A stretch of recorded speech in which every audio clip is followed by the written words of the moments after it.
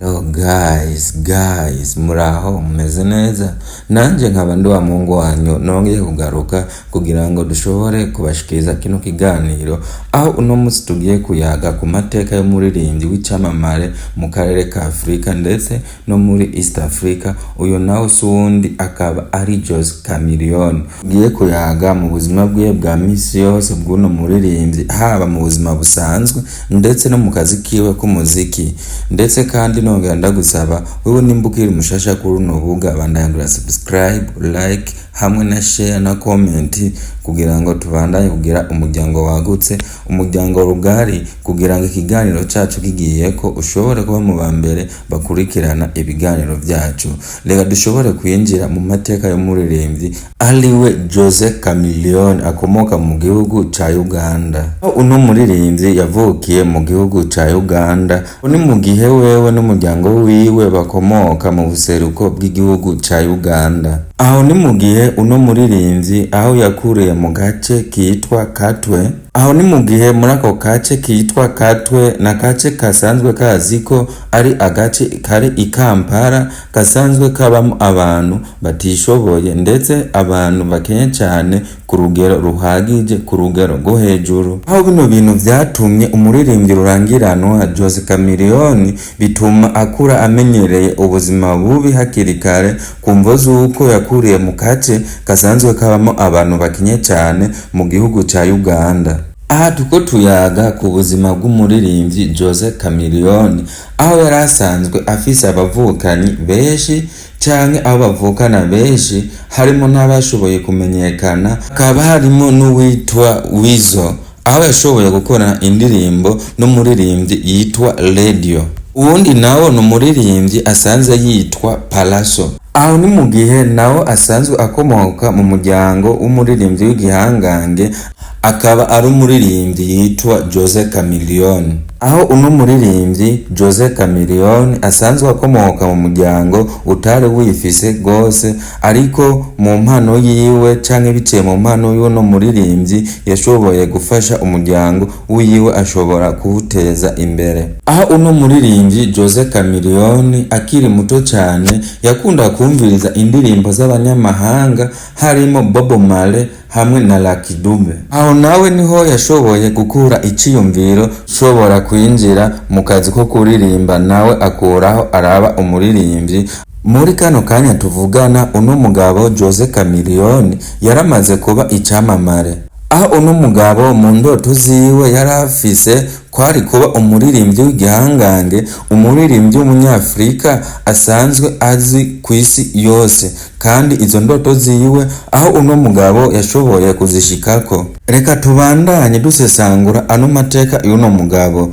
Aho uno mugabo Jose Chameleone uno mwanya ari cyamamare, yatanguye akiri muto, atangura ari DJ wo kwibarabara, aho ni mu gihe yashoboye gutangura gusohora amasede yiwe y'ubu DJ, atangura kuyagurisha akiri muto cyane. Kandi uno muririmbyi akaba yarashoboye kungururiza mu gihugu kibanyi ca Kenya. Aho ni mu gihe hari mu mwaka w'igihumbi kimwe n'amajana 1990 niho yashobora kungururiza ubuzima bwiwe mu gihugu kibanyi ca Kenya, agiye kurondera ubuzima. Amaze gushika mu gihugu ca Kenya yashoboye kumenyana n'abaririmbyi bagiye batandukanye, nk'akarorero harimo uwo bitwa Ogopa DJ.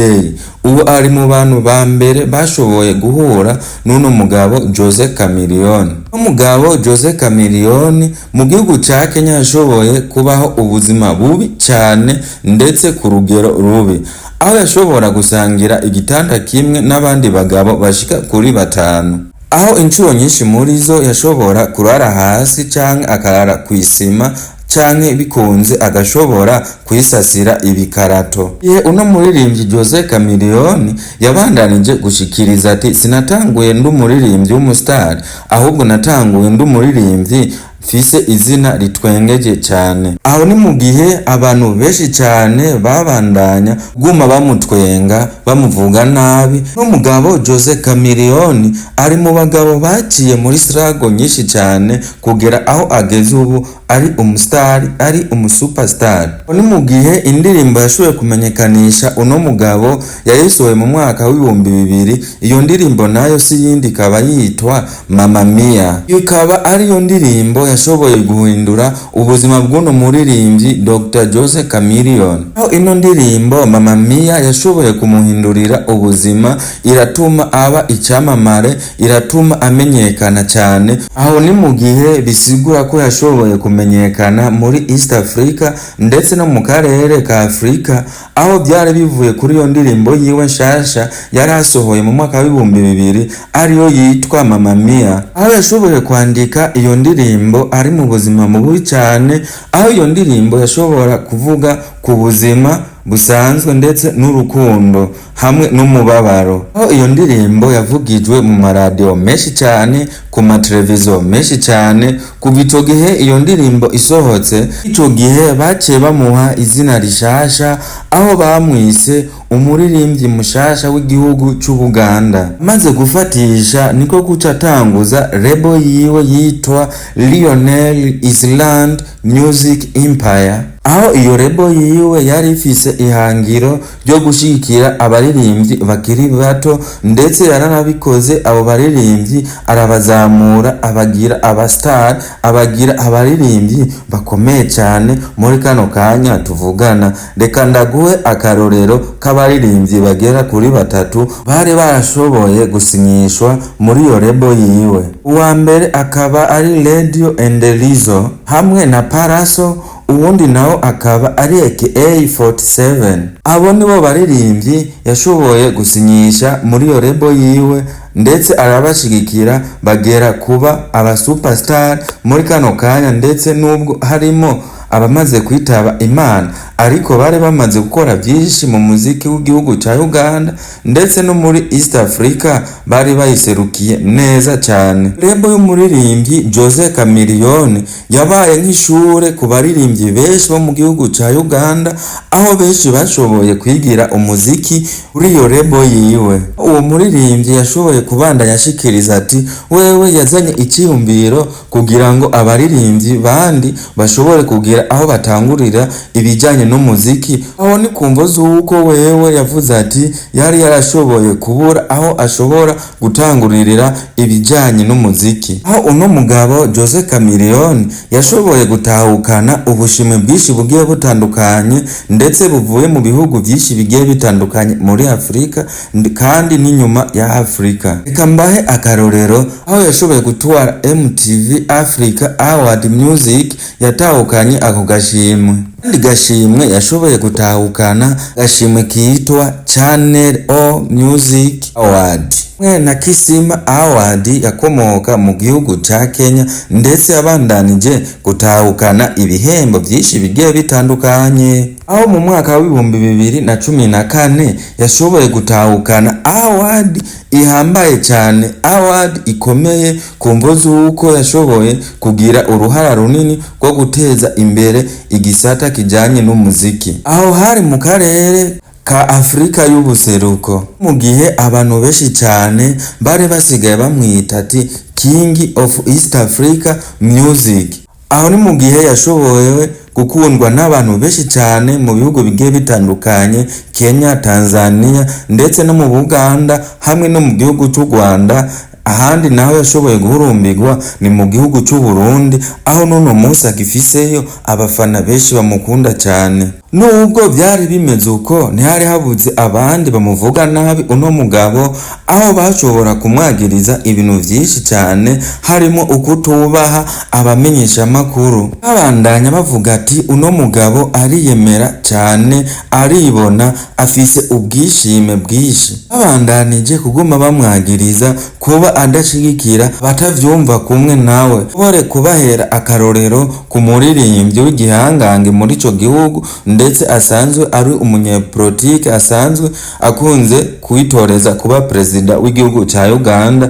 Uyu nawe si uwundi ni Bobi Wine. Reka ndabaye nk'akandi karorero aho mu mwaka w'ibihumbi 2004 uno mugabo yagirijwe kuba yakubise umumenyeshamakuru mu gihe bariko baragiranira ikiganiro. Ni mu gihe ivyo vyose vyabandanije aho mu mwaka w'ibihumbi 2011 naho nyene bamwagiriza guterana amajambo n'umumenyeshamakuru. Reka tubandanirize mu mwaka w'ibihumbi 2020 aho bivugwa ko yakoresheje imvugo z'umuryango, aho hari mu gihe wewe yariko arashikiriza yerekana aho ahagaze mu ruhande bijanye n'igisata ca politike mu gihugu ca Uganda. Gihe vyari bimaze kugera ngaho onye aho ku mbuga nyinshi cane zigiye zitandukanye uno mugabo yashoboye gukosorwa n'abantu benshi bagiye batandukanye ku mvo z'uko yari yanditse ibintu bigiye bijanye n'ibintu vy'amoko giye atandukanye ndetse abarizwa mu gihugu ca Uganda.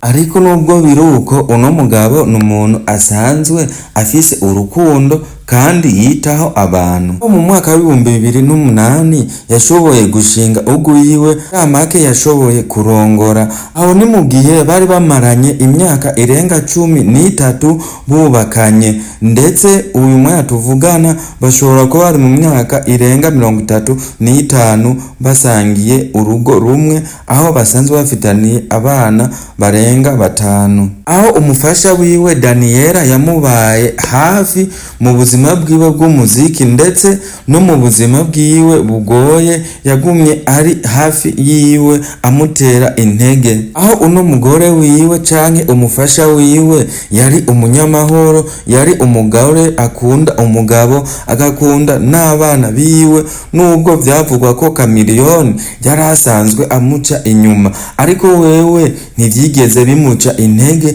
yagumye yubaha umugabo wiwe ndetse anamwereka urukundo. Aho ni mu gihe basanzwe bafitaniye abana barenga 5, ariko 5 nibo bashobora kuba baramenyekanye, ariko kandi uwamenyekanye gusumba abandi n'uwamenyekanye mu bijanye n'umupira w'amaguru. Kandi nongere ndakwibutse ko uno mugabo abana biwe bose bigiye hanze y'igihugu, hamwe harimo n'abandi basanzwe baba mu gihugu ca Amerika. Ni mu gihe uno mugabo yabandanije ashikiriza ati ndashaka ko abana banje bazomenya ko papa yubatse urugo canke atigeze asambura, aho yanashoboye kubaka irebo y'umuziki ndetse abaririmbyi benshi bakaba barashoboye gurumbira irebo y'umuziki ishobora kubafasha vyinshi bigiye bitandukanye. Mu mwaka w'ibihumbi 2020 hamwe no mu mwaka w'ibihumbi 2021 yashoboye kwiyamamariza kuba umutegetsi mu ntara ya Kampala,